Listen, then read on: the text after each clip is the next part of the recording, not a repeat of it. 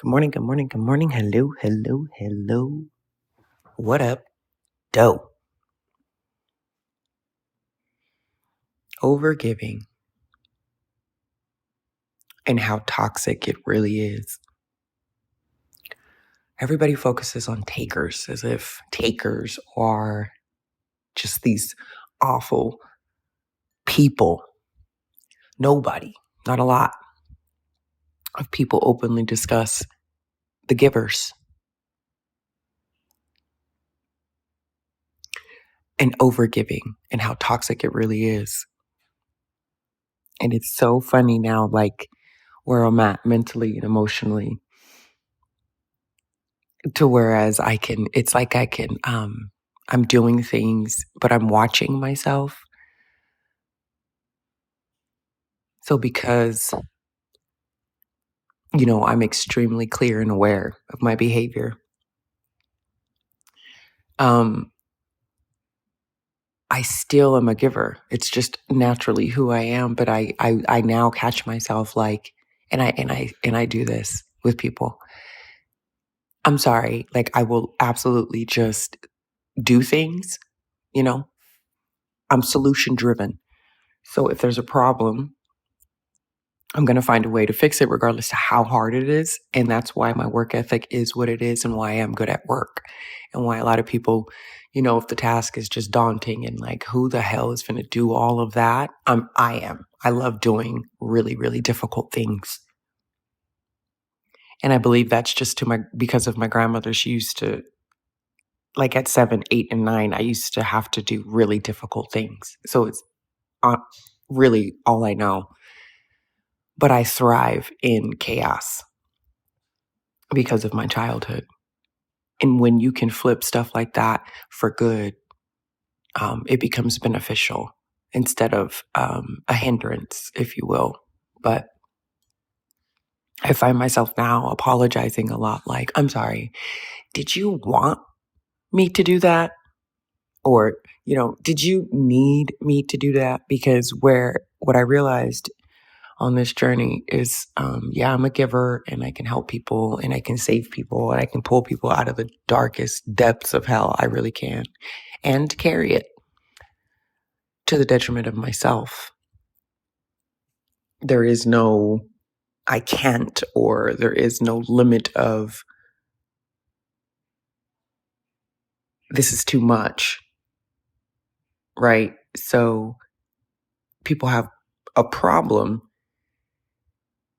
And regardless of how it affects my life, me or my life, my giving nature becomes toxic because there was a lot of times in my life that I believe that people didn't even ask me for shit or ask me to do anything for them.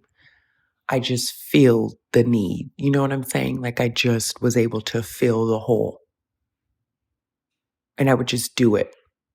It wouldn't even be like, because, as many people as I have helped in my life, I have learned it is hard to ask for help. And even for myself, it is very hard to ask for help, right? So I also have the idea of trying to be the things that I needed. And because I am so big and can do so much for people, it's very rare for people to be able to do the same for me. Because my shit is freakish level. The levels I take it to, which that's the toxicity in it, because why am I doing all that? Or why do I need to do all of that for people?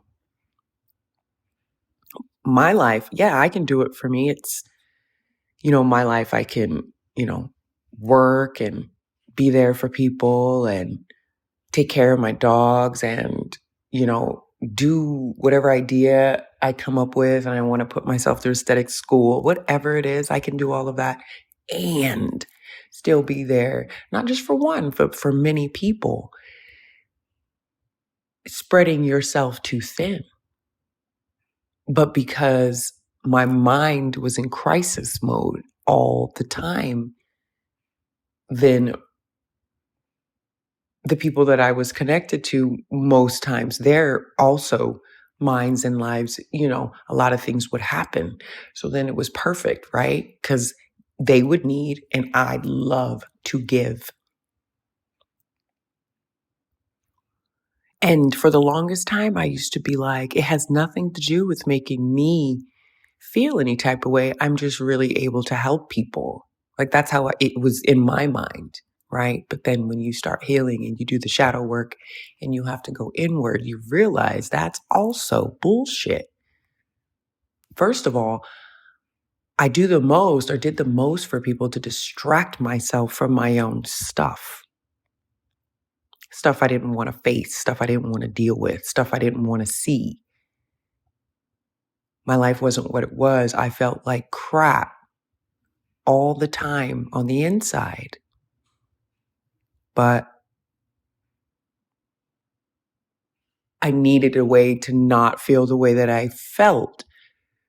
So let me surround myself with a lot of people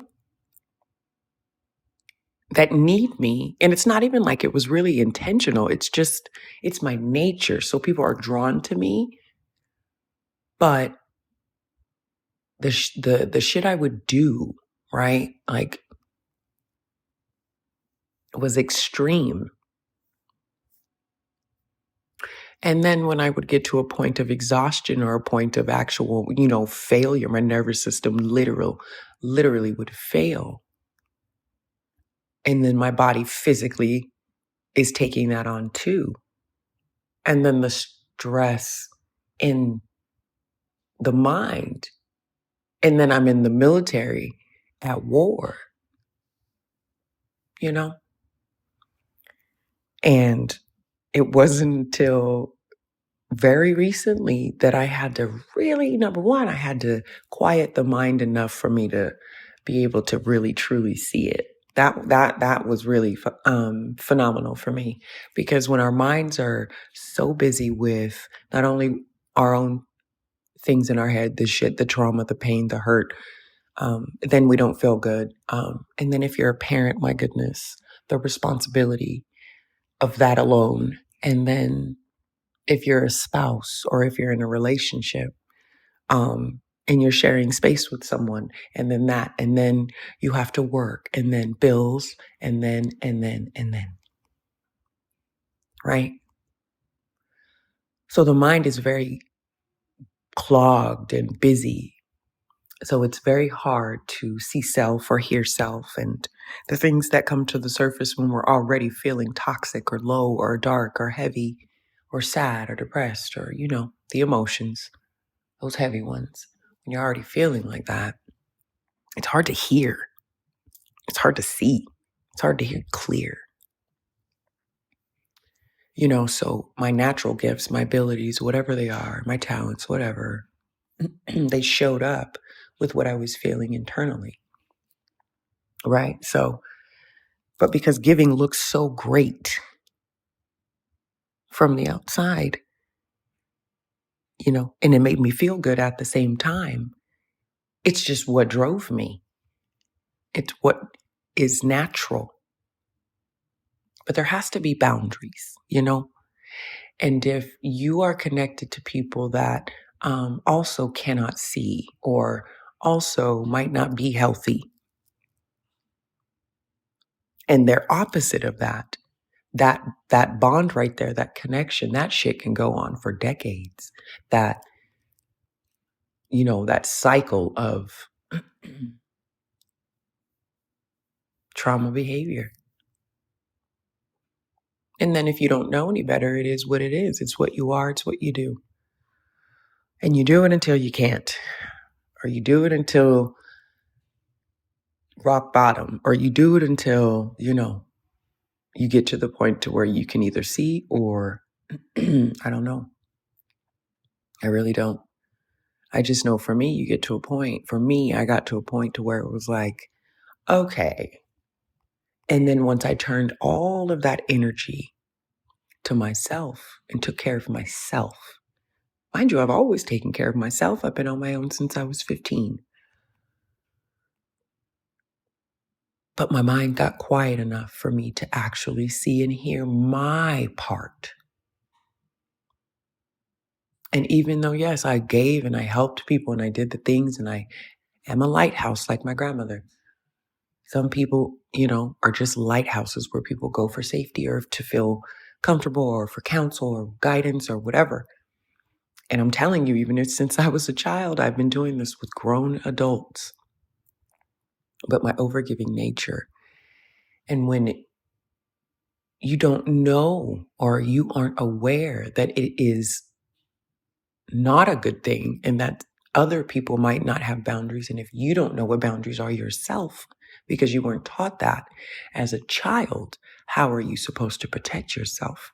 And when I tell you this has been a part of my life since I was a child, I was homeless at a very, very young age. Very, very young age. And I had adults who could see in me my nurturing ability, my level of responsibility at a very young age, the levels of things I was able to hold at a very young age. But I was homeless at a very young age and had family members who would look for me. And let me be clear about this. This podcast is not for me to go through all of my trauma and what was done to me. That is not the position of this is. But I will share certain stories as far as to relate. But that is all. This is all from love. I have no ill intent. I have learned a lot, and I am extremely grateful and loving for the family that I came from, because I wouldn't be who I am as a woman today without them. So do not misunderstand. These stories are lessons for me. But I had family members who would look for me while I was homeless.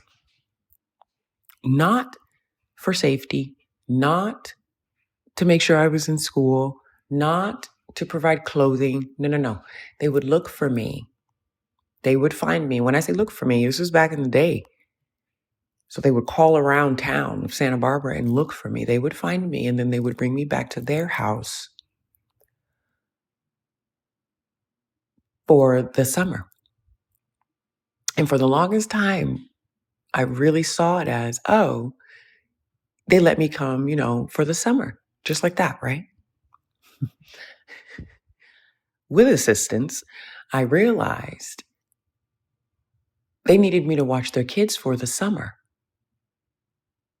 Because then, when summer was over, or after a few weeks, they would take me back to Santa Barbara and put me right back on a random corner. It wasn't like they would be like, do you have somewhere safe to go? Are you enrolled in school? And I'm going to let that sit right there because I was a child. And so when I say I really do enjoy being alone, it's because I really really had to realize at a very young age, you really are in the end. And whether people intend to take advantage, use, hurt, it doesn't matter. It really doesn't. And you cannot see that when you're in the hurt and pain and all the things. But in healing, when you can get to the point and number one, realize that they're human too, not perfect, and showed up as best as they can or could, right?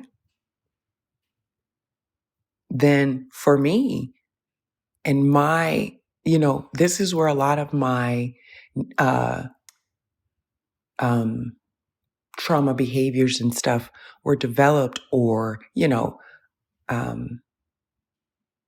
are the things I did because I thought that was love, and it's okay because the lesson is the lesson. It's just when you really sit back and think about it, people really, have their own shit, B, really don't mean to hurt you, C, really don't understand your perspective.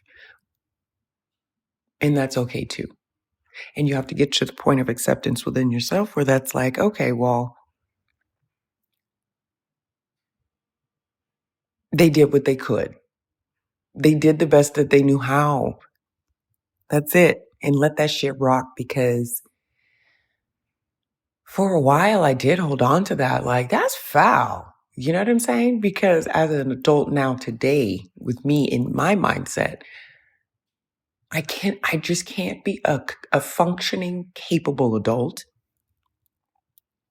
stable job, have money, all the things, a functioning, stable adult, and just turn my back on a child. Like, I just cannot do that. So whether I understand it or not is irrelevant. Do you see that in healing? It's irrelevant. All of that other stuff is irrelevant. It doesn't even matter. It doesn't, big picture, because in the end, I'm, 43 years old and still carrying or dealing with overgiving or allowing people to come into my life and because of who they are, where they are, take advantage of my giving nature, my responsibility, the level of my responsibility. I mean, I was a child and adults. I was responsible for more children as a child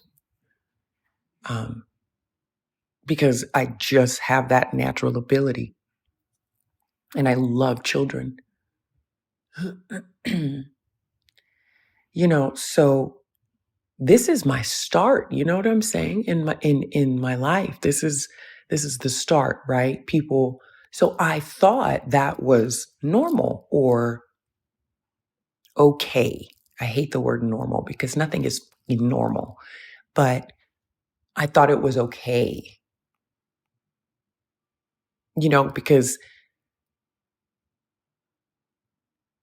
I love people.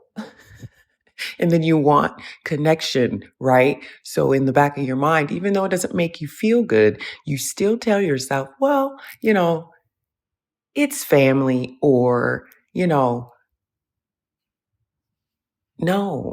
it doesn't matter whether it's blood or not.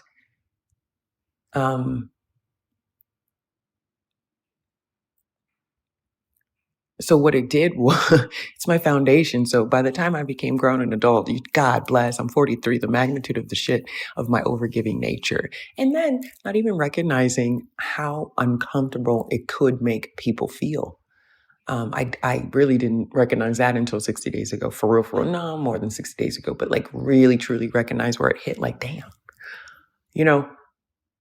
that might make people feel a certain, some kind of way. Because I promise you, I really will feel a need without even thinking. People will say, or have a problem, be telling me, coming to me for counsel or advice, or just, a friend coming to me and there's a problem. I will go online and fix the problem.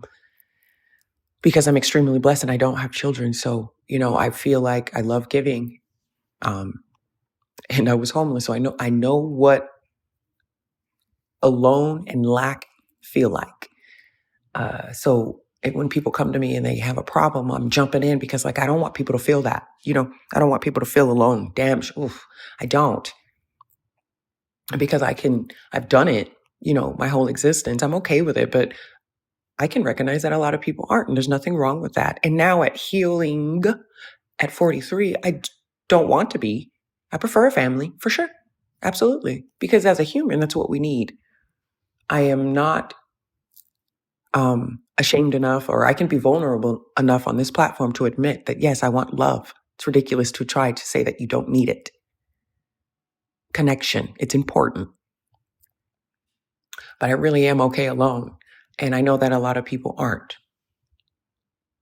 So my position in life was set up very easily to do extreme things for people.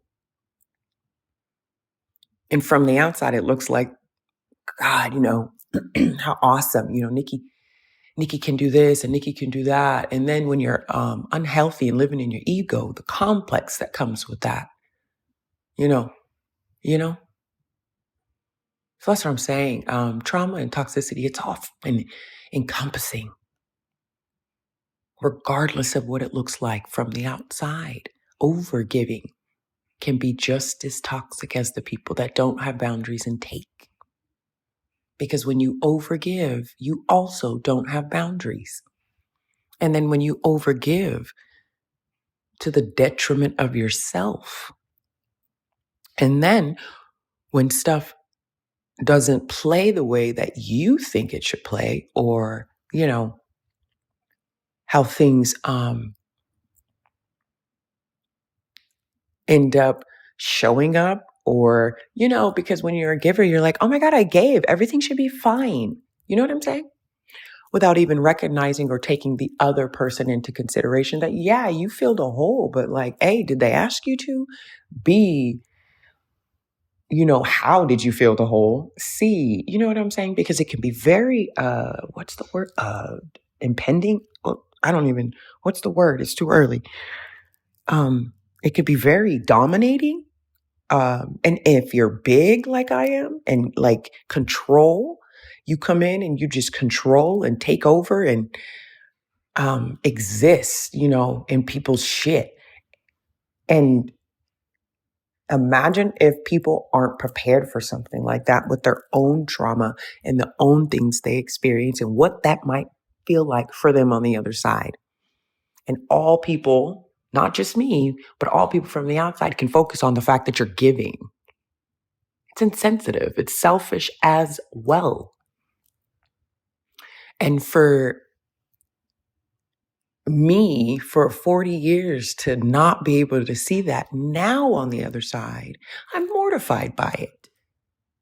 I'm not gonna, I don't hold it and carry it in it loops or anything like that, but I can actually recognize and look back at my past behavior and be embarrassed by that, but okay by it at the same time. That's the acceptance, right? But people have to understand that overgiving and giving can be just as toxic.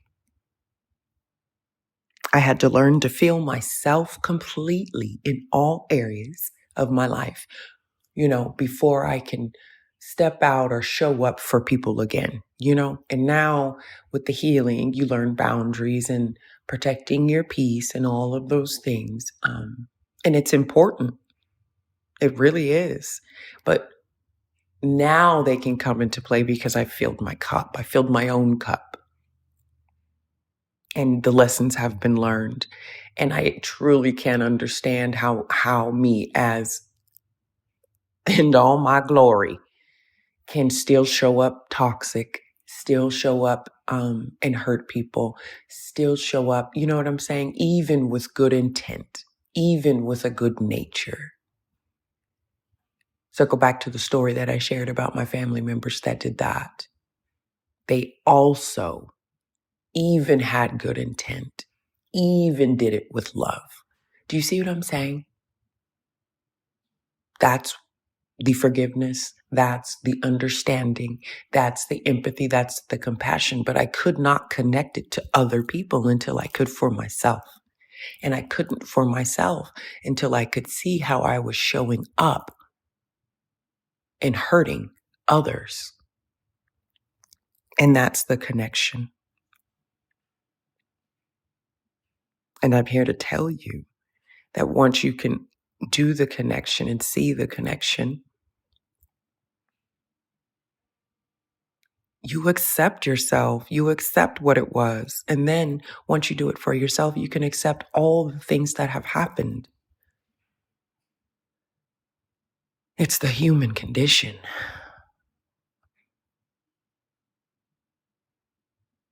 Are there bad people in the world? 1,000%. But even those people, right, have their shit. And when you really do lead and live with love, you can understand that across the board.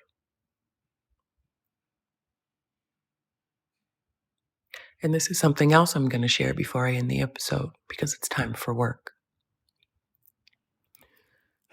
I recently told my mother I loved her. And for those that know me, what the hell? I know, because I do. And I mean it. And so I had to say it for the first time in 43 years.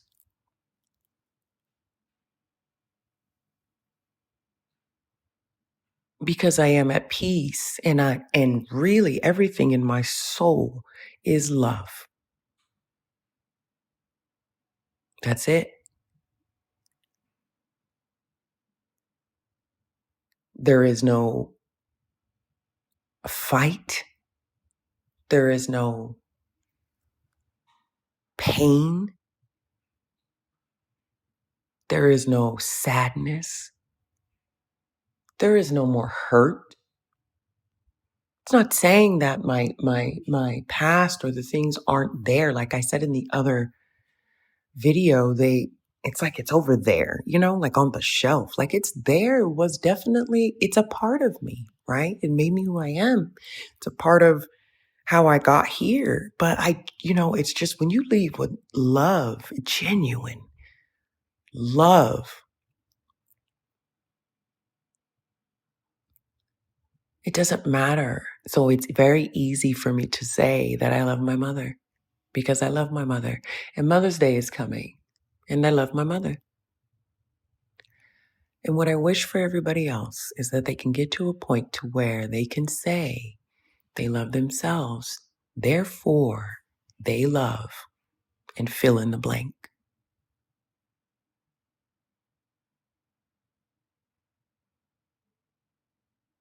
I hope you all have a good day.